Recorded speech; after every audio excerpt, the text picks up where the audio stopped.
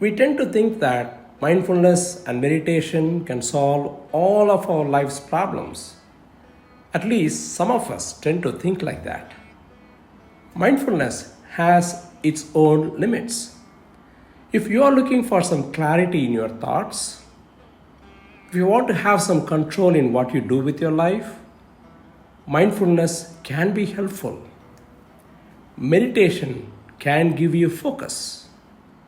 With this focus, the outcome of whatever you're going to do is going to be great.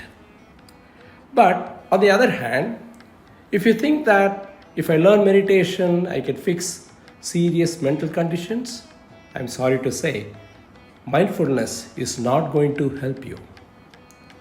For example, you may need to consult a psychologist or you may have to consult a professional doctor if you have chronic health conditions. But if you simply think that just by meditating you can solve all your health problems, you'll be out of luck.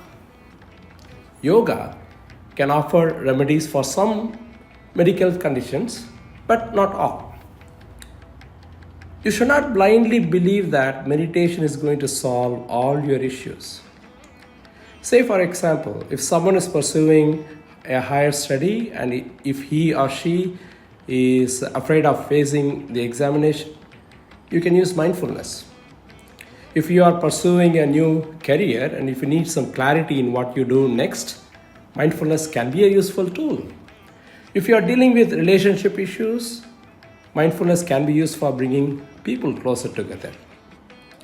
If you have a specific problem, if you want to solve the problem, mindfulness may not be the only solution, but sometimes professional help from a medical doctor or a psychologist is the only way.